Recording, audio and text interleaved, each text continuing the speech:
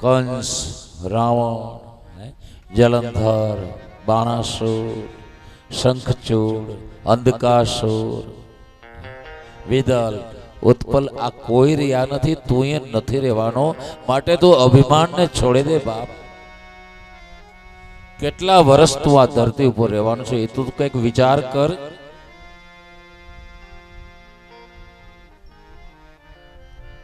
ભગવાન શિવજી ભીલના રૂપમાં અને અર્જુન તપસ્વીના રૂપમાં છે.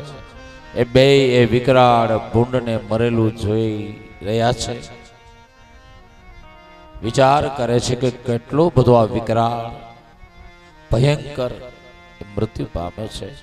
અર્જુન મનોમન પોતાના પ્રભુ મહાદેવને પ્રાર્થના કરે છે કે મહાદેવે જ મારી રક્ષા કરી છે. નહીતર કઈ માત્ર એક જ બાણના પ્રહારથી કઈ આવો ભયંકર રાક્ષસ મૃત્યુ પામે. પરંતુ એ બાણ લેવા જાય છે. છોડેલું બાણ જમીન ઉપર બાણ બે છોડ્યું તો એક અર્જુને, પણ બાણ દેખાયા છે બે. બે બાણ લઈ લીધા છે. એક સમાન જ બાણ છે. ત્યારે ભગવાન શિવજી ભીલના રૂપમાં છે. એક ભીલડાને પોતાના સેવકને જે ભીલડાના રૂપમાં છે એને બાણ લેવા મોકલ્યું છે. પોતે છોડેલું બાણ. જા તો પેલું બાણ લઈ આવતો.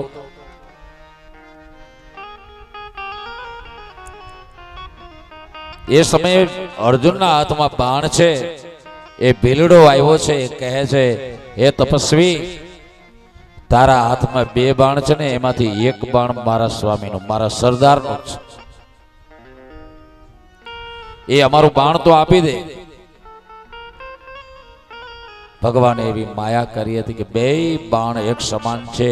અર્જુનને યાદ નથી કે મેં એક બાણ છોડ્યું હતું કે બે બાણ છોડ્યા હતા. બે સમાન બાણ છે અને અર્જુનની નિશાની વાળા બાણ છે. અર્જુન કહે છે કે આ બે બાણ મારા છે. અમે રાજા છીએ. તમારા જેવા જંગલીઓ પાસે આવા બાણ ન હોય, માટે આ બાણ નહીં આપું તને. ત્યારે પેલો ભીલ કહે છે કે મારા સરદારનું બાણ છે અને તું આપી દે. અને મારા સરદારે તને બચાવવા માટે જ આ ભૂંડ ઉપર બાણ છોડ્યું હતું. અર્જુન કહે નહીં, એ ભૂંડને તો મેં માર્યું છે. તારો સરદાર શું મારી શકે? જંગલી કઈ. અને જંગલી પાસે આવી ધનુર્વિદ્યા થોડી હોય. પેલો કહે છે હે તપસ્વી, તું તપસ્વી નથી લાગતો, કોઈ તું ઠગ લાગે છે. તું ઉપકાર ઉપર અપકાર કરવા જઈ રહ્યો છે. જો તું બાણ નહીં આપે તો મારા સરદાર સાથે તારે યુદ્ધ કરવું પડશે. અર્જુન કહે કે યુદ્ધ લેવું અને યુદ્ધ આપવું એ હું ક્ષત્રિય છું ને ક્ષત્રિયનો મારો ધર્મ છે. તારા સરદારને યુદ્ધ કરવું હોય તો ભલે મારી સામે યુદ્ધ કરવા આવે, હું તૈયાર છું. પણ યુદ્ધ કર્યા વગર આ બાણ હું તને નહીં આપું. ત્યારે ભીલ કહે તો પછી હું મારા સરદાર પાસે જાઉં છું, તું સાવધ થજે. ભીલ ગયો છે પોતાના સરદાર ભીલનાથ પાસે. એમની પાસે આવીને કીધું કે પેલા અર્જુને આમ કહ્યું છે, ચાલો આપણે યુદ્ધ કરીએ. અને બાપ પડકાર કરીને મારો મહાદેવ ભીલના વેશમાં છે. અર્જુનની પરીક્ષા માટે યુદ્ધ કરવા તૈયાર થયા છે. અર્જુનને કહી દીધું હવે સાબદો થાજે, યુદ્ધ કરવાનું છે. અને ત્યારબાદ અર્જુન પણ સાબત થયો. અને અર્જુન વચ્ચે અને ભીલનાથ વચ્ચે ભયંકર યુદ્ધ થયું છે. છેડાઈ ગયું યુદ્ધ. ભીલનાથ છે, કિરાતેશ્વર છે, એ પોતાના ધનુષમાંથી અર્જુન ઉપર બાણ છોડે પણ એકેય છોકરાને લાગે નહીં ને એ રીતે. અને અર્જુન જે બાણ છોડે છે એ ભગવાન જે ભીલના રૂપમાં છે, પૂછડા સુધીના શરીરની અંદર એ બાણ ખૂંચી જાય છે. અર્જુન દુશ્મન માનીને બાણ છોડે છે અને મારો મહાદેવ દીકરો માની અર્જુનને બાણ છોડે છે. ભયંકર યુદ્ધ થાય. પછી તો બાણ બે પાસે ખૂટી ગયા. અર્જુન ગાંડીવ ધનુષ્ય નીચે મૂકી અને દોડ્યો છે બાહુ યુદ્ધ કરવા માટે. એ ભીલનાથ સાથે બાહુ યુદ્ધ બથોબથ આવી ગયા. અર્જુન અને ભગવાન ઢીચણ વડે, મુઠ્ઠીઓના પ્રહાર વડે, લાતો વડે, ગળદા પાટુ વડે એકબીજા યુદ્ધ કરવા લાગ્યા છે. ભયંકર આકાશ મંડળની વિશે દેવતાઓ યુદ્ધ જોવા આવી પહોંચ્યા છે. ઘણા સમય સુધી યુદ્ધ ચાલ્યું છે. દેવતાઓ કહે છે કે બાપુજીની આ કઈ લીલા છે, કેવી પરીક્ષા છે. બાપુજી મુઠ્ઠી મારે પણ છોકરાને લાગે નહીં ને એમ. અર્જુન જેટલો હતો એટલો બળપૂર્વકના પ્રયોગ કરે છે, પ્રહાર કરે છે. લડતા લડતા અર્જુનને એમ થયું કે આ સામાન્ય વનવાસી નથી, સામાન્ય જંગલી નથી, આને જીતી નહીં શકું. કરવું શું? હવે યુદ્ધમાંથી પીછેટ તો કરાય નહીં. રાજપૂત છું, ક્ષત્રિય છું. યુદ્ધ નીતિ બદલી છે અર્જુન. એને વિચાર કર્યો કે આના પગ પકડી ઉપર ફેરવી અને દૂર ફેંકી દઉં ખીણમાં, જેથી કરીને આના હાડકા ભંગાઈ જાય અને એ અહીંથી દૂર જતો રહે. આમ યુદ્ધ નીતિ બદલી, વ્યૂહ બદલી અને અર્જુન બાહુયુદ્ધ છોડી અને ચપળતાથી એ ભીલનાથના પગ પકડી લીધા છે અને આમ અધર ફેરવા લાગ્યો છે.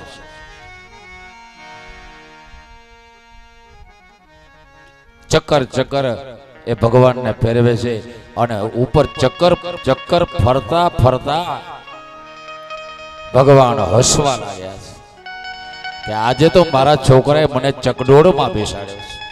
આહા, હસે છે ભગવાન.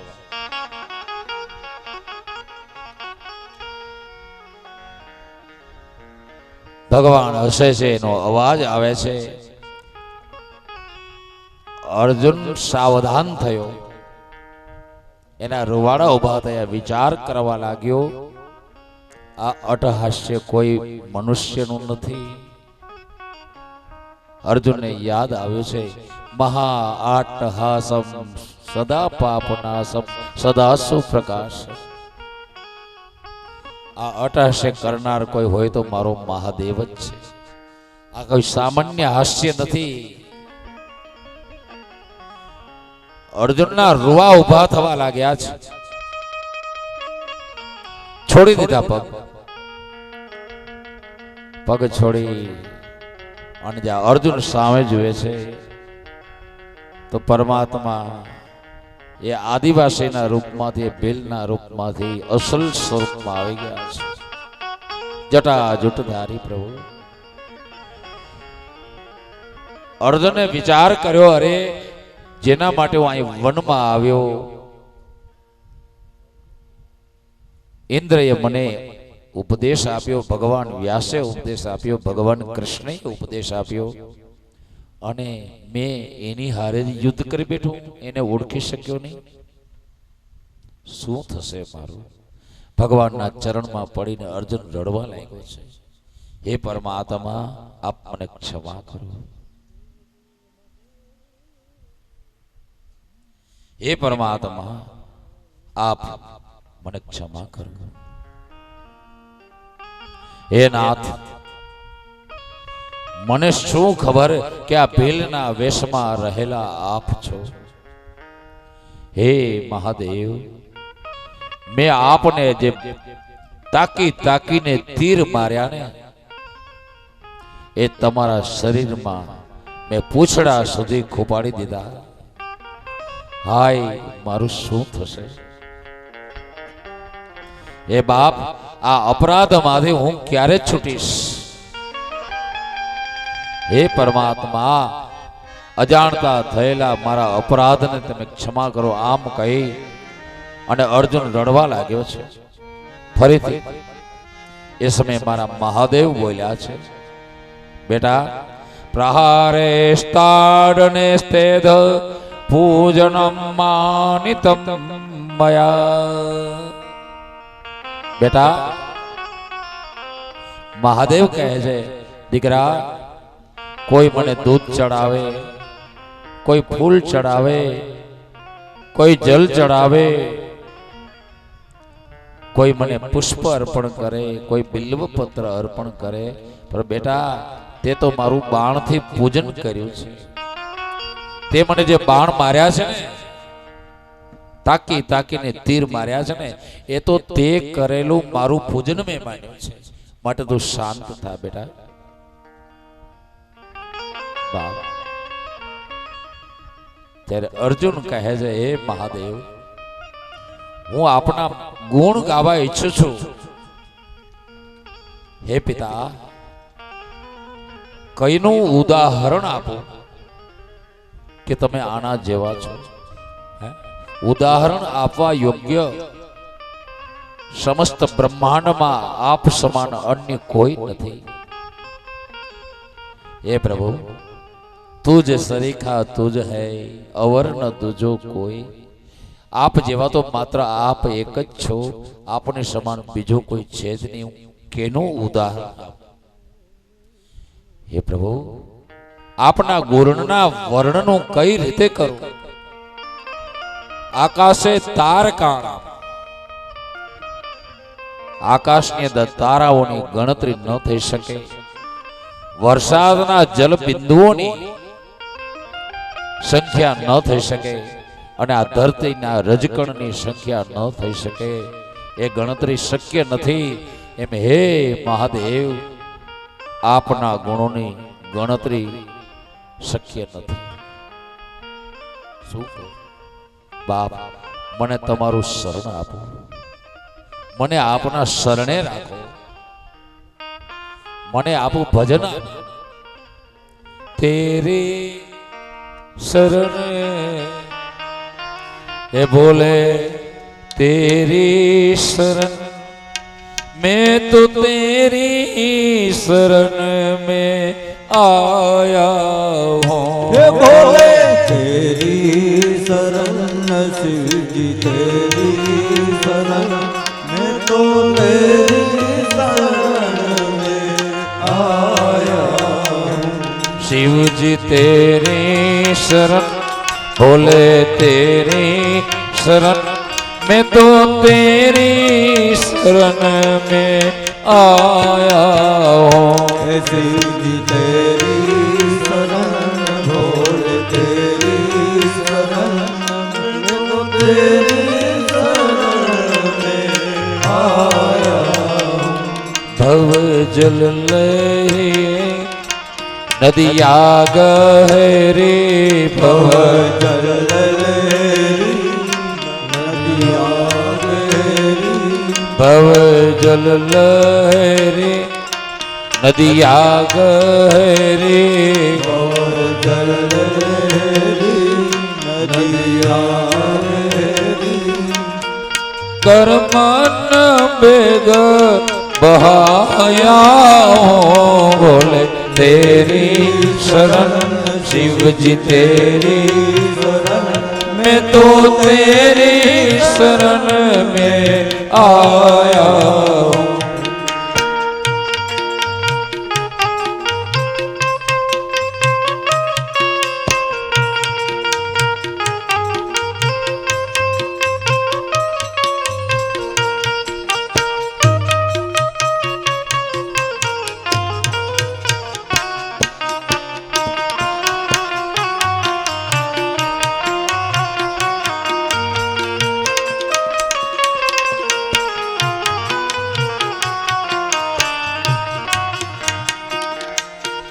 पल पल माया जाल बिछाया पल पल माया जाल बिछाया पल पल माया जाल बिछाया पल पल माया जाल बिछाया ये चारों तरफ से फसाया हूँ बोले तेरी शरण शिव जी तेरी शरण मैं तो तेरी शरण में आया हूँ बोले तेरी शरण शिव जी तेरी शरण शिव जी तेरी शरण बोले तेरी शरण शिव जी तेरी शरण। હે મહાદેવ, હું આપના શરણમાં છું, મને આપ શ્રી આપનું શરણ આપો અને હે મહાદેવ આપ મારા પર કૃપા કરો। હે પરમાત્મા, અમે ચારે તરફથી ફસાઈ ચૂક્યા, ચારો તરફ से ફસાયા, ચારે તરફથી ફસાઈ ચૂક્યા છે। બળવાન શત્રુ અમારા ઉત્પન્ન થયા છે। હે પરમાત્મા આપ મારા ઉપર પ્રસન્ન થાઓ। ભગવાન કહે છે કે બેટા માગ વરદાન તું જે ઈચ્છતો હોય તે મારી પાસેથી માગી લે।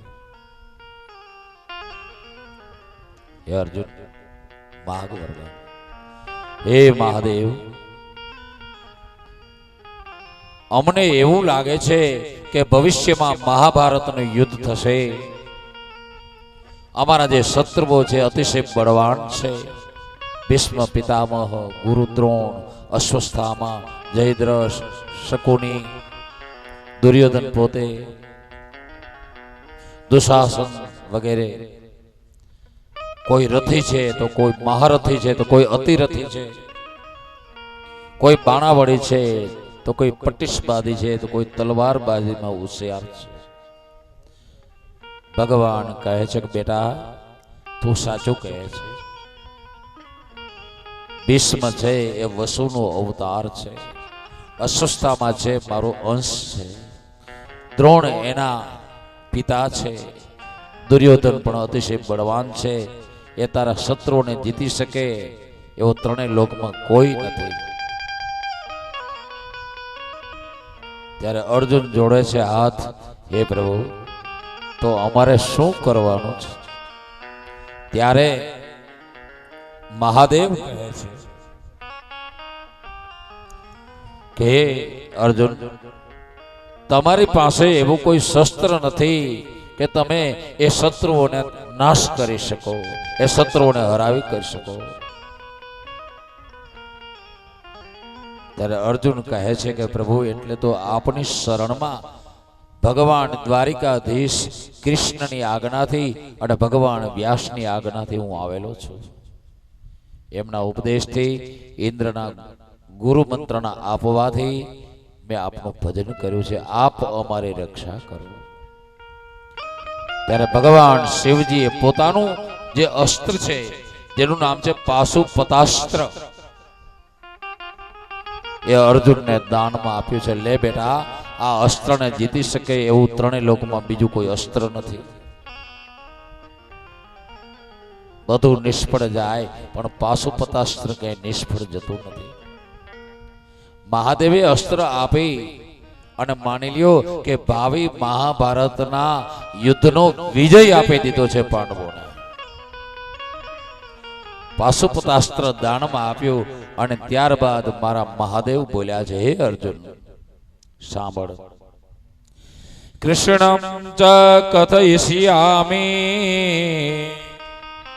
સહાયમ તે કરિષ્યતે સવે મમાત્મભૂતશ્ચ મદ્ભક્તઃ કાર્યકારકઃ।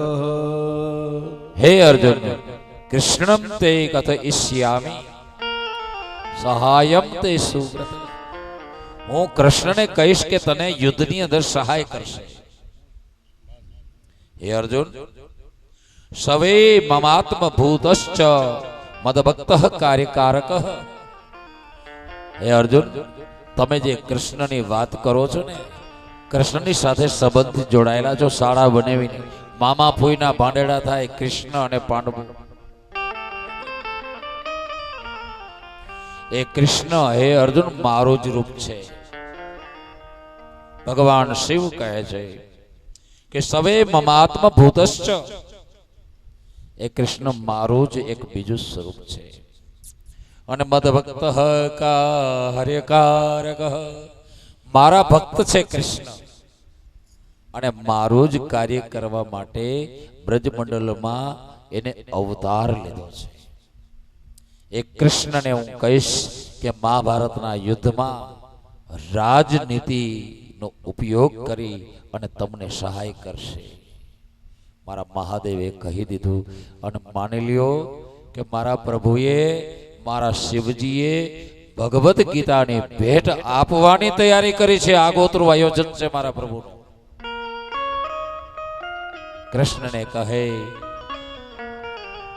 કૃષ્ણ એનો અર્જુનનો રથ હાકે, અર્જુનને વિષાદ થાય, ત્યારે મારો કૃષ્ણ ના એના મુખમાંથી ભગવત ગીતા પ્રગટ થાય. બાપ, આ ભગવત ગીતાનું મૂળ છે. મહાભારતના યુદ્ધનો વિજયનું મૂળ છે શિવ મહાપુરાણ. આમ ભગવાન મહાદેવે કીધું, બેટા અર્જુન, ઉત્કંઠા ન કરીશ, જાઓ રાજ ધર્મ નું પાલન કરો, છત્રવટનું પાલન કરો, ક્ષત્રિય ધર્મનું પાલન કરો અને આ પાશુપતાસ્ત્રની જ્યારે જરૂર પડે ત્યારે ઉપયોગ કરજો. જા, તારા શત્રુઓનું કોઈ હથિયાર તારા ઉપર ફાવી નહીં શકે અને તારી સાથે જ મારું બીજું રૂપ કૃષ્ણ હંમેશા રહેશે. જા. આમ અર્જુનને કહી મારા મહાદેવ ત્યાંથી અદૃશ્ય થયા. અર્જુન મહાદેવના જ્યાં ઉભા હતા ત્યાંની રજને પોતાના મસ્તકે ધારણ કરી અને આવ્યો છે મા કુંતા અને મોટા ભાઈ યુધિષ્ઠિર પાસે. ચરણમાં વંદન કર્યા, માતાના મોટા ભાઈને વંદન કર્યા અને વાત કરી કે મહાદેવે પ્રસન્ન થઈને મને આ અસ્ત્ર આપ્યું છે, પાશુપતાસ્ત્ર, અને બીજું પણ વચનો કયા છે મને. ભાઈ, હવે તમે ચિંતાનો ત્યાગ કરો, આપણા ઉપર દયા થઈ છે સદા શિવની, આપણા ઉપર કૃપા મળી છે મહાદેવની. આમ કિરાત અવતાર તમને કહ્યો છે અને 12 જ્યોતિર્લિંગની કથા કહી અને શિવ મહાપુરાણનો આ ત્રીજો ઘાટ, આ ત્રીજી સંહિતા, એને વિરામ આપ્યો છે. ભગવાન વ્યાસજી કહ્યું,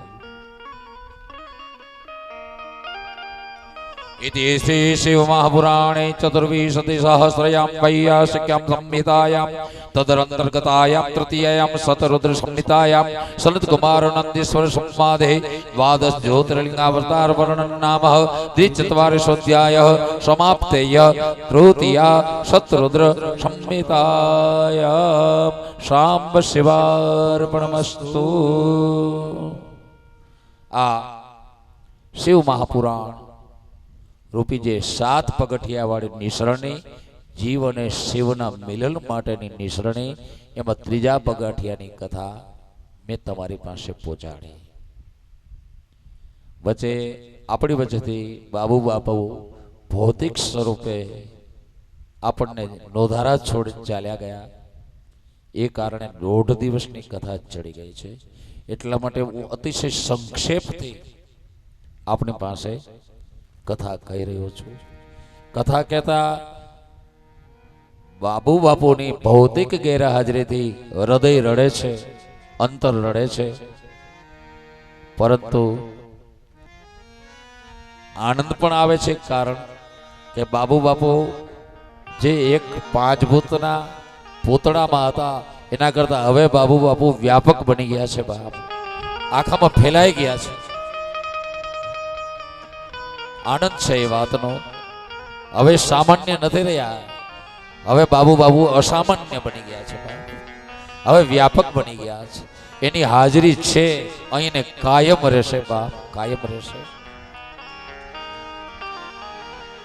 આગળની કથામાં આપણે પ્રવેશ કરી એની પહેલા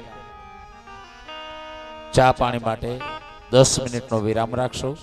10 મિનિટ પછી ફરીથી આપણે આ કથા રસ આગળ વધશે. 12 જ્યોતિર્લિંગની કથા કહેવાની છે આજના દિવસે. બનશે તો સમય હશે તો 13મા જ્યોતિર્લિંગની કથા પણ કહીશ. એ સંતોને માન્ય કથા, મહાત્માઓને માન્ય કથા, શાસ્ત્રોને માન્ય કથા અને અધ્યાત્મને માન્ય કથા, એવી 13મા જ્યોતિર્લિંગની કથા જો સમય હશે તો આપણી પાસે હું પહોંચાડીશ. નહીતર આજના દિવસની કથા જ્યાં પહોંચ્યા ત્યાં પહોંચીને આપણે વિરામ આપશું.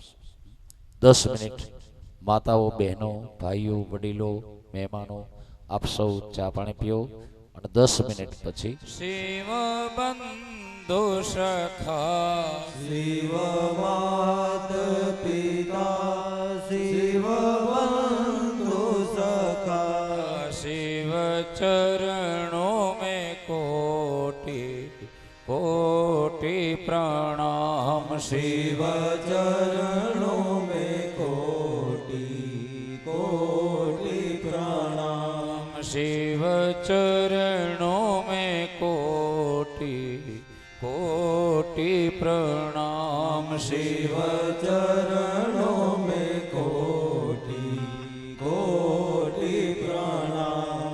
શિવ ગુરુ ગતે મને આપો મતે. શિવ ગુરુ ગતિ મને આપો મતિ. શિવ ગુરુ ગતે મને આપો મતે. શિવ ગુરુ ગતિ મને આપો મતિ. શિવ ચરણો મેં કોટી કોટી પ્રણામ. શિવ ચરણો મેં કોટી કોટી પ્રણામ. શિવ ચરણો મેં કોટી કોટી પ્રણામ. શિવ ચરણો મેં કોટી કોટી પ્રણામ. શિવ સુખ કરતા શિવ દુઃખ હરતા. શિવ સુખ કરતા શિવ દુઃખ હરતા. શિવ સુખ કરતા શિવ દુઃખ હરતા. શિવ સુખ કરતા શિવ દુઃખ હરતા.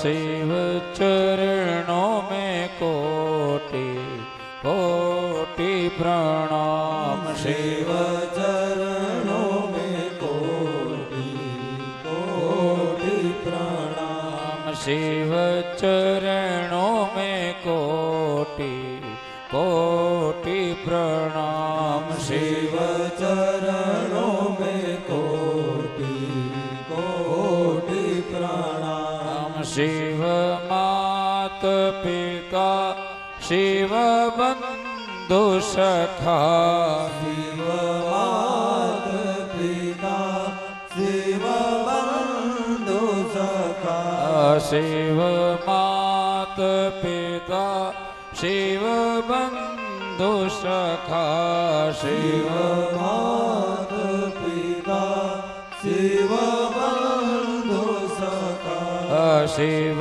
ચરણો મેં કોટી કોટી પ્રણામ. શિવ ચરણો મેં કોટી કોટી પ્રણામ. શિવ ચરણો મેં કોટી કોટી પ્રણામ. શિવ ચરણો મેં કોટી કોટી પ્રણામ. શિવ ચરણો મેં કોટી કોટી પ્રણામ.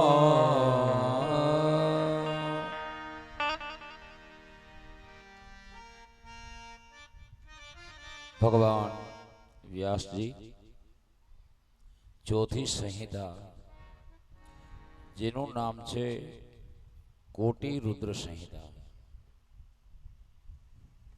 જે અત્યારે કથા સાંભળી ચૂક્યા એનું નામ હતું ત્રીજી સત રુદ્ર સંહિતા. સતનો મતલબ થાય 100 અને અહીં કોટી રુદ્ર સંહિતાનો પ્રારંભ કરીએ છીએ. એ કોટીનો મતલબ થાય કરોડ. એના પછી જે સંહિતા આવશે, પાંચમું સોપાન, એનું નામ છે ઉમા સંહિતા. એની માલિકો અસંખ્યાતા જે રુદ્રા અધિભૂમ્યામ દેખા ગુમ સહસ્ત્ર યોધને ધનવાણી ધનવશી. ભગવાનના 100 વખત 100 ભક્તો માટે જે ધરતી ઉપર આવવું થયું, એ કથાનું પાન આપણે એકદમ સંક્ષેપમાં કરી ગયા. અને 1 કરોડ વખત પરમાત્મા જે આવ્યા છે, એ કથાનું પાન આપણે કરવા જઈ રહ્યા છીએ. બાપ, સૌથી વધારે વખત કોઈ પણ દેવ હોય, સૌથી વધારે વખત ભક્તોના કામ કરવા માટે આવ્યા હોય તો અસંખ્ય વખત, જેની સંખ્યા ન થઈ શકે. જે રુદ્રા, આ વેદની અંદર મંત્ર લખેલો છે, જે રુદ્રા અધિભૂમ્યામ દેખા ગુમ સહસ્ત્ર યોજનેવ ધનવાણી ધનવશી. કરોડો કરોડો વખત પરમાત્માનું આ ધરતી ઉપર આવવું થયું છે, વિવિધ સ્વરૂપો ધારણ કરીને. અને મોટામાં મોટી ભક્તોની સંખ્યા હોય તો પણ ભગવાન શિવના આશ્રિતોની, શિવ પુરાણની અંદર એના વર્ણન છે. અરબો ને ખરબો સુધીની સંખ્યા પહોંચી જાય, જેની ગણતરી શક્ય ન બને એટલા ભક્તોની સંખ્યા બતાવેલી છે. કે જે પરમાત્મા શિવનું ભજન કરી અને આ ધરતી ઉપરથી પરમાત્મા શિવના શ્રી ચરણોમાં પહોંચેલા છે, એમના ગણપદને પામેલા છે. એવા 2-5 હજારની, 2-5 કરોડની, 2-5 અરબની, 2-5 ખરબની, પણ ખરબો ખરબો બસ ત્યાં સંખ્યા એની થઈ શકે નહીં. એટલા બધા જ બ્રહ્માંડની અંદર રહેવા વાળા ભગવાન શિવના ભક્તો છે. એનો પ્રારંભ કરતા ભગવાન વ્યાસજીએ મંગલાચરણ કર્યું છે. ચોથા ચરણનું શ્રી ગણેશાય નમઃ. યોધતે નિજમાય એવ ભુવના કારમ વિકારો ચિત્તો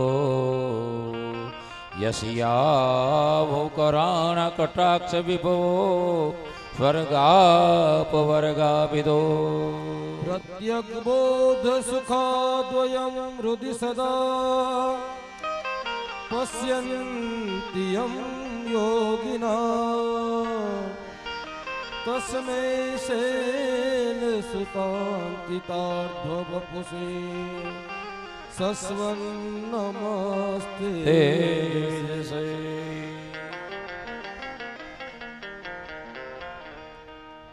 યોધતે નિજમાય ચેવ ભુવનાકારમ વિકારોચ્ચિતો. જે વિકારોથી રહિત છે, જે પરમાત્માની પાસે પહોંચતા પહેલા જ સત્વ, રજ અને તમ ત્રણે ગુણ પણ પાછા ફરી જાય. મનનો વેગ કેવો છે આપણા મનનો? માત્ર મુંબઈ નહીં પણ લંડન કે અમેરિકા નામ લઈએ ને, એક વખત જઈ આવ્યા હોય ને તરત જ આપણે ત્યાં પહોંચી જાય, એટલો મનનો વેગ છે. પણ એ મનનો વેગ, એ વાણીનો વેગ મારા પ્રભુ પાસે પહોંચ્યા વિના પાછો ફરી જાય છે. મન સહિત વાણી જ્યાંથી પાછી ફરે છે, જ્યાં કાળની મૃત્યુની પહોંચ નથી, એ મહાદેવ, એમના અમે ગુણ ગાઈએ છીએ, એમને અમે વંદન કરીએ છીએ. આમ ભગવાન વ્યાસજીએ મંગલ આચરણ કર્યું છે. મંગલાચરણ એટલે શું? શા માટે શિવ પુરાણમાં દરેક સંહિતાના પ્રારંભ વખતે મંગલાચરણ કરવામાં આવ્યું છે? એક વખત નહીં બાપ, તમારે જમીનનો પ્લોટ હોય અને પ્લોટ ઉપર તમારા પરિવાર આખા કુટુંબને રહેવા માટે આવાસનું નિર્માણ કરવાનું હોય, 5 દીકરા હોય એ 5 માટે અલગ અલગ માળે વ્યવસ્થા કરવી હોય તો 5 માળની ઇમારત ખડી કરવી પડે. એ ઇમારત ખડી કરવી હોય તો તરત જ એ જમીનના ઉપર એ પ્લોટ ઉપર તમે સીધે સીધું ચણતર ન કરી શકો. જો પાયો ખોદ્યા વગર, બીમ કોલમ કર્યા વગર અથવા તો પાયાને મજબૂત કર્યા વગર તમે ઇમારત ખડી કરી દો તો ક્યારે એ પડી જાય એનું કાંઈ નક્કી નહીં. જો પાયો મજબૂત કરીને પછી એના ઉપર 7 માળની ઇમારત કે 100 માળની ઇમારત ખડી કરવામાં આવે તો વર્ષો સુધી તે ટકે છે.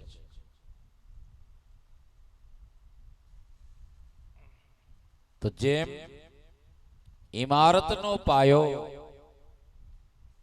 મજબૂત કરવામાં આવે છે, ઇમારતથી પહેલા એનો પાયો ભરવામાં આવે છે, એમ કથાઓનો પાયો મંગલાચરણ છે. મંગલાચરણ રૂપી પાયા ઉપર કથારૂપી ઇમારત ખડી કરી શકાય. એટલા માટે ભગવાન વ્યાસજીએ મંગલાચરણ મૂકેલું છે. મંગલાચરણ કરી અને આ બાજુ સુતજી મહારાજ નેમિષારણ્યમાં ગુરુગાદી ઉપર બિરાજમાન છે. એક બાજુ કૈલાસ પ્રસ્તરમાં નંદીશ્વર બિરાજમાન છે, સન્મુખ સનત કુમાર છે. ભગવાન વ્યાસ સમ્યક નામના આશ્રમમાં છે, સમક્ષ પોતાના શિષ્ય છે. બ્રહ્મલોકમાં બ્રહ્માજી ગુરુગાદી ઉપર બેઠા છે અને એના પુત્ર નારદજી આ કથાનું પાન કરે છે. બાપ એ જ કથાનું પાન રસપાન આપણે પણ પરસ્પર કરીએ છીએ. નિમિષરણવાસી ઋષિ મુનિઓ સુતજી મહારાજને પૂછે છે કે ગુરુજી આપ બતાવો કે આ ધરતી ઉપર શિવલિંગોની સંખ્યા કેટલી છે? ગણતરી કરી હોય આપે તો આપ બતાવો. સુતજી કહે છે કે નહીં, આકાશે તારકાણામ, જેમ અર્જુને ભગવાનને કહ્યું હતું. સુતજી મહારાજ કહે છે વરસાદની વૃષ્ટિના જલબિંદુઓની, આકાશના તારાઓની, ધરતી ઉપરના રજકણોની ગણતરી ન થઈ શકે એમ શિવલિંગોની ગણતરી પણ ન થઈ શકે.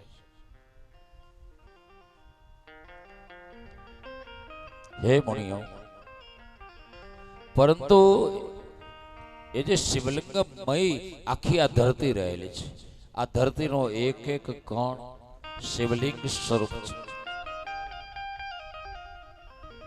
આ ધરતીનો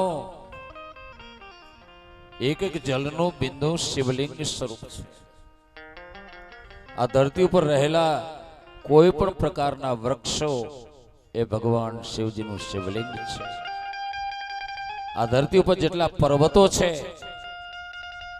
એ શિવલિંગ સ્વરૂપ છે. આ ધરતી ઉપર જેટલા સજીવ જીવો છે એ બધા જ શિવલિંગ સ્વરૂપ છે.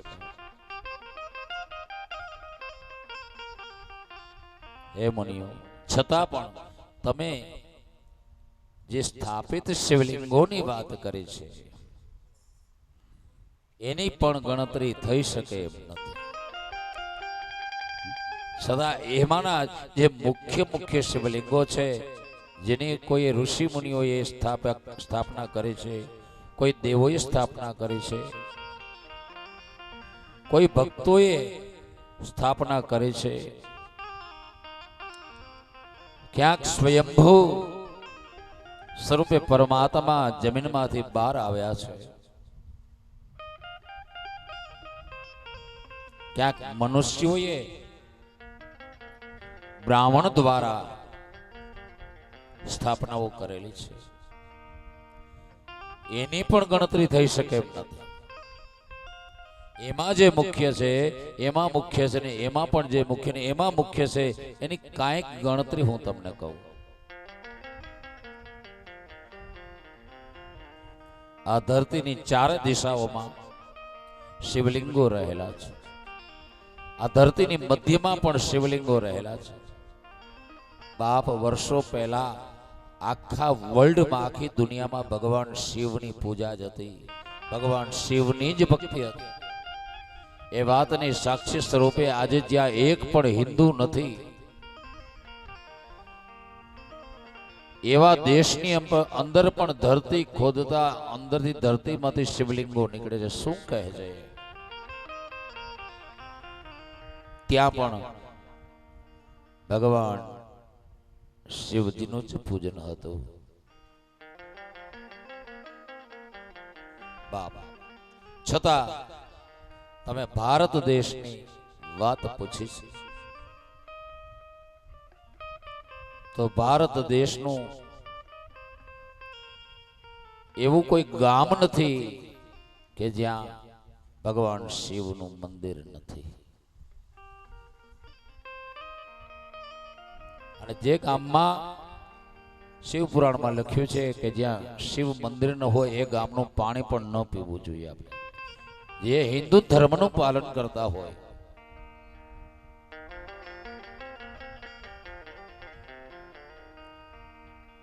ધિકાર આપ્યો છે ભગવાન વ્યાસજીએ.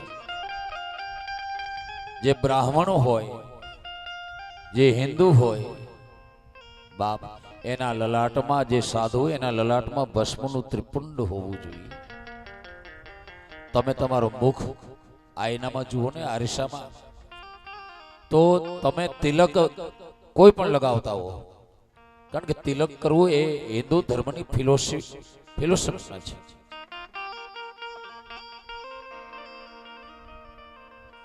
કોઈ અનેક પ્રકારના સંપ્રદાયોમાં અનેક પ્રકારના તિલક આવે છે, પરંતુ બાપ તમે તમારું મુખ આરીસામાં જુઓ ને, લલાટમાં જુઓ તો લલાટમાં 3 રેખા તમે જન્મ પામ્યો ને ત્યારે જ હોય છે. આ શું છે? આ ત્રિપુંડ છે મારા મહાદેવ. જે 3 રેખા લલાટમાં છે એ પ્રતીક છે ત્રિપુંડનું. એટલે તો ભગવાને આમાં આડું લલાટ કર્યું છે, આમાં એટલે જ 3 રેખા આપી છે, નહીતર આમ ઊભું ન કરે. કોઈ સંપ્રદાયે એ ત્રિપુંડ જે છે એને ઊભું બતાવી દીધું છે. 2 બાજુ ભાલા હોય, વચ્ચે ભાલું હોય. કોઈએ એ ત્રિપુંડનું વચ્ચેનું ત્રિ કાઢી નાખ્યું, માત્ર આમ યુ આકાર રાખ્યો છે, યુ આકાર. કોઈએ મહેશભાઈ ઓલું યુ કાઢી નાખ્યું, વચલો ભાલો ખાલી રાખ્યો છે, આમ ભાલા જેવો ચાંદલો કરે. આખરે છે ત્રિપુંડની નિશાની. તમે ગમે તે કરો. હિન્દુ ધર્મની અંદર, હિન્દુ ફિલોસોફીની અંદર તિલક કરવું આવશ્યક છે. અને આ લલાટમાં તિલક શા માટે કરવામાં આવે છે? બેનો, તમે ચાંદલો અહીં શા માટે કરો છો? 2 ભમરની વચ્ચે ગમે તે ગુરુ બાપા ચંદન કરતા હોય કે પોતે જાતે તિલક ચંદન કરતા હોય, લલાટમાં શા માટે? બાપ લલાટમાં એટલા માટે, હમણાં જ એક માતાજી કહેતા હતા કે હું પ્રયાગ ગઈ હતી. બાપ પ્રયાગ શા માટે પ્રયાગને શ્રેષ્ઠતા આપેલી છે? પ્રયાગમાં સ્નાન કરવાથી એ જ ક્ષણે પાપોનો નાશ થાય છે. કારણ પ્રયાગરાજ છે ને એ તીર્થોનો રાજા છે. તીર્થોનો રાજા શા માટે છે? તો કે ત્યાં ગંગાજી, યમુનાજી અને સરસ્વતીજીનો સંગમ થાય છે, મહાનદીઓનો સંગમ થાય છે. એ ભારતનો આત્મા કહેવાય.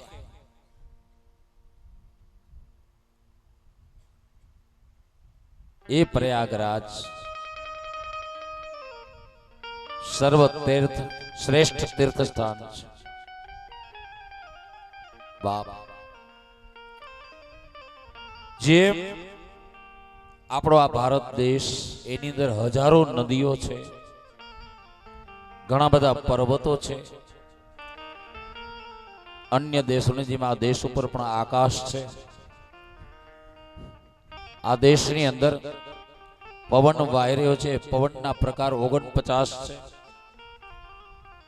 મુખ્ય પવન 5 છે: પ્રાણ, અપાન, વ્યાન, સમાન અને ઉદાન.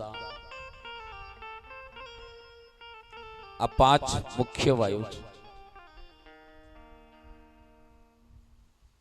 એ સિવાય ઘણા બધા વૃક્ષો છે આ ધરતી ઉપર. અને એ ધરતીમાં હિમાલયના મૂળમાંથી નીકળી અને મહાનદીઓ વહી રહી છે. તે ગંગા, યમુના અને સરસ્વતી, મહાપવિત્ર નદીઓ. એ નદીઓ જ્યાં ભેળી થાય છે, ભેગી મળે છે, એકબીજાનું સ્વરૂપ ધારણ કરી લે છે, એ કારણે એ સ્થળને તીર્થોનો રાજા પ્રયાગ કહેવામાં આવેલો છે. બાપ, મારો મહાદેવ, મારા મહાદેવનો આ ગ્રંથ શિવ મહાપુરાણ, આ શિવ કથા મને તમને કહે છે કે બેટા તું પ્રયાગ ભલે જા, પણ એવું ને એવું પ્રયાગ તારે ઘેર તારી પાસે છે. માહિતી જોતી હોય તો આપું. ભગવાન વ્યાસ કહે છે, બાપ તમારા બધેની પાસે પ્રયાગરાજ છે. આ મારું ને તમારું શરીર છે ને, આ એક દેશ છે. આ દેશની અંદર હાડકા એ પર્વતો છે. શરીર ઉપર જે રોમ છે, રૂવાડા છે, એ વૃક્ષો છે. જેમાં દેશની અંદર 49 પ્રકારના પવનો વાય છે. એમાં શરીર રૂપી દેશની અંદર પણ પવન વાય છે. બાપા આવે છે ને જાય છે, लेकिन उसको आवन जावन कोई न देखे, बीच में बड़ा चंबा. बाप એ શરીર રૂપી દેશની અંદર પણ જેમાં આ ભારત દેશમાં હજારો નદીઓ છે, એમાં શરીર રૂપી દેશની અંદર પણ હજારો નદીઓ છે. બાપ જે નાળીઓ વહે છે ને, એ બધી નદી છે. દરિયામાં જલ છે, એમાં શરીરમાં પણ બ્લડ છે, લોહી છે, એ જલનું સ્વરૂપ છે. જેમાં દેશ ઉપર આકાશ છે અન્ય દેશની જેમ, એમાં આ શરીર રૂપી દેશની અંદર પણ ઘટાકાશ છે, અંતરાકાશ છે. બાબા જેમાં ભારતની અંદર હજારો નદીઓ છે, એમાં 7 નદી ગંગા, યમુના, સરસ્વતી, નર્મદા, કાવેરી, સરયુ, મહેન્દ્ર, તનયા, ચર્મણ્યવતી, વેદિકા, શિપ્રા, વેત્રવતી, મહાસુર નદી, ખ્યાત આ ગયા, ગંડકી, પૂર્ણા, પૂર્ણ જલી, સમુદ્ર સહિતાશના, અનાથ, સદા, મંગલ, મુખ્ય નદીઓના નામ કયા છે. ગંગા આદિ એ મારા ને તમારા શરીરની અંદર પણ નાડીઓ કેટલી છે?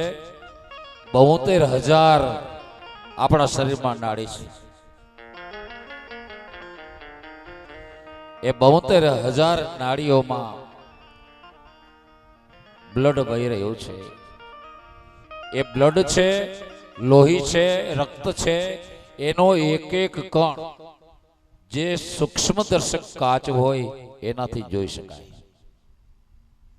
એ એક એક કણ શિવલિંગ છે મારા તમારા શરીરમાં. આવા અબજો શિવલિંગો આ આપણા શરીરરૂપી દેશની અંદર રહેલા છે અને નાડીઓ દ્વારા વહી રહ્યા છે આપણા શરીરમાં. 72,000 નાડી છે. એમાં 10,000 મુખ્ય છે, એમાં 1,000 મુખ્ય છે, એમાં 100 મુખ્ય છે, એમાં 10 મુખ્ય છે. જેમ હમણાં જ આપણે ગંગા, યમુના, સરસ્વતી, નર્મદા, કાવેરી, સરયુ, મહેન્દ્ર તને આ નામ લીધા ને, એવી રીતે આપણા શરીરની અંદર 10 નાડીઓ છે, એનું યોગ શાસ્ત્રની અંદર નામ આપેલા છે. એ નાડીઓમાં 3 નાડી ગંગાજી સ્વરૂપ, યમુનાજી સ્વરૂપ અને સરસ્વતી સ્વરૂપ એ મુખ્ય છે આપણા શરીરની અંદર. નસકોરાના 2 છિદ્રોમાંથી જમણી તરફ અને ડાબી તરફ જે શ્વાસ ચાલે છે, જે નાડીઓ મારફત, એ ગંગા અને યમુના છે. એ ઈડા અને પિંગલા નામની નાડી છે. અને ત્રીજી જે વચ્ચેની નદી છે સરસ્વતી પ્રયાગમાં, એમ મારા તમારા શરીરમાં વચ્ચેની સરસ્વતી નદી જે છે એ સૂક્ષ્મણા નાડી છે. આપણા શરીરમાં આ 3 નાડી ગંગા સ્વરૂપ, યમુના સ્વરૂપ અને સરસ્વતી સ્વરૂપ, ઈડા, પિંગલા અને સૂક્ષ્મણા, આ 3 નદી રહેલી છે. એ 3 નદીની શરૂઆત ક્યાંથી થાય છે? ભારતમાં ક્યાંથી થાય કે એનું મૂળ ક્યાં છે? તો કે હિમાલયમાંથી, મૂળ સ્થાનેથી. એ મારા તમારા શરીરમાં રહેલી ગંગા સ્વરૂપ, યમુના સ્વરૂપ અને સરસ્વતી સ્વરૂપ નદીનું મૂળ ક્યાં છે? તાકે મૂલાધારમાં, ગઈકાલે જે મૂળ મહેલમાં વસે ત્યાં એનું મૂળ છે. એ મૂલાધારથી શરૂઆત કરી અને નદીઓ મારા તમારા શરીરમાં ક્યાં મિલન એ નદીઓનું થાય છે? ગંગાજી, યમુનાજી અને સરસ્વતી. અહીં 2 ભમરની વચ્ચે 3 નદીઓનું મિલન થાય છે. ક્યાં થાય છે? 2 ભમરની વચ્ચે. બેનો તમે ચાંદલો કરો છો ને, ન્યા આપણા શરીરની અંદર ભીતર રહેલી ગંગા, ભીતર રહેલી યમુના અને ભીતર રહેલી સૂક્ષ્મણા, આ 3 નદીઓનો સંગમ આપણો જે 2 ભમર છે, લલાટ છે, એની મધ્યની અંદર ત્યાં મિલન થાય છે. એટલે મતલબ કે મારા ને તમારા શરીરનો પ્રયાગરાજ 2 ભમરની વચ્ચે છે, આપણા લલાટના સ્થાને. એને પ્રયાગરાજ કહેલું છે, આપણા શરીરનું બાપ. એના સન્માન માટે અહીં ચાંદલો કરવામાં આવે છે લલાટમાં, પ્રયાગરાજ, કારણ કે શ્રેષ્ઠ તીર્થ છે. ત્યારબાદ એ જ જગ્યા એ ચંદન કરવા માટેનો બીજો મહિમા તમારા કે મારા સદગુરુ જે હોય, એ સદગુરુનું સ્થાન, એ સદગુરુની બેઠક, એ સદગુરુની ગાદી આપણા 2 ભમરની વચ્ચે છે, અને ગુરુપીઠ કહેવામાં આવે છે. ત્રીજું કારણ, મારા તમારા શરીરની અંદર જે જગ્યાએ આપણે ચાંદલો કરીએ છીએ એ શિવ નેત્ર છે. ભગવાન શિવનું નેત્ર બહાર દેખાય છે, એનું ખુલ્લું છે, જ્યારે આપણું ભીતરમાં બંધ રહેલું છે. 3 નેત્ર દરેકને છે, દરેકને છે. પણ આપણા બધાનું ત્રીજું નેત્ર છે, દિવ્ય નેત્ર જેને કહેવાય, આધ્યાત્મિક નેત્ર કહેવાય, એ નેત્ર બંધ છે. એ દિવ્ય સ્થાન હોવાથી, દિવ્ય નેત્ર હોવાથી એને ચાંદલો કરવામાં આવે છે. અને યોગિક ભાષામાં જે લલાટ પ્રદેશ આપણો છે, 2 ભમરની વચ્ચે, એને ત્રિદલ ચક્ર કહેલું છે. એ ત્રિદલ ચક્રનું યોગિક ભાષામાં બીજું નામ એ જ્ઞાનપીઠ છે. શરીરની કેન્દ્ર સ્થાને આવેલી જ્ઞાનપીઠ છે, યોગપીઠ છે. બાપ, ભગવાન, તમે ગમે ભગવાનના સ્વરૂપને માનતા હોય, એનું ધ્યાન કરવાનું ઉત્તમમાં ઉત્તમ સ્થળ હોય તો 2 ભમરની વચ્ચે આવેલા શિવ નેત્રમાં છે. એટલે આપણે ચાંદલો કરીએ છીએ.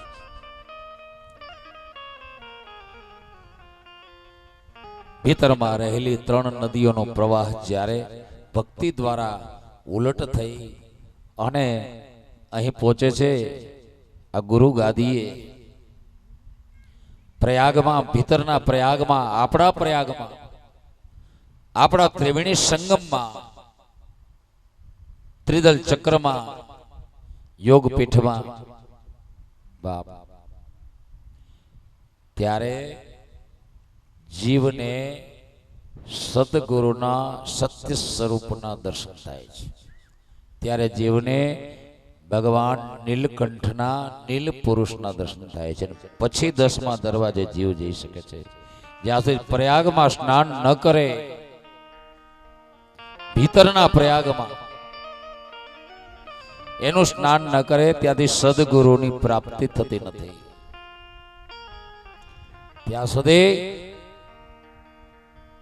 બાપ અંદર ભીતર રહેલું એ પ્રયાગરાજથી ઉપરના ક્ષેત્રમાં, જેને સહસ્ત્રાર ચક્ર કહીએ, એ સહસ્ત્રાર ચક્ર છે, જેને બ્રહ્મરંધ્ર નામ છે, જે પ્રયાગ સાથે અને બ્રહ્મરંધ્ર સાથે એક બંક નાળ જોડાયેલી છે. પ્રયાગમાં સ્નાન કરીને બંક નાળ દ્વારા એ સહસ્ત્રાર ચક્રમાં જીવ જોઈ છે. ત્યારે એને ત્યાં શું દેખાય છે? કોઈએ કહ્યું, દેખ્યા હોય તો કહી બતલાવો, મોતી કે સારંગા. देखा होई तो कही बतलाओ, मोती के सारंग. બાપ, એ મોતી સ્વરૂપ તમારી ને મારી ભીતર જે 13મો જ્યોતિર્લિંગ છે ને બિરાજમાન છે. 12 જ્યોતિર્લિંગની કથા શું કહેવા માંગે છે મનન તમને? બેટા, 12 એટલે તું બહાર, ભીતર નહીં પણ બહાર. તે મને બહુ શોધ્યો, હવે તું ભીતર શોધ. અને ન્યા આ પ્રયાગરાજથી ઉપર સહસ્ત્રારમાં, હે જીવ, તને મારા 13મા જ્યોતિર્લિંગના દર્શન થશે.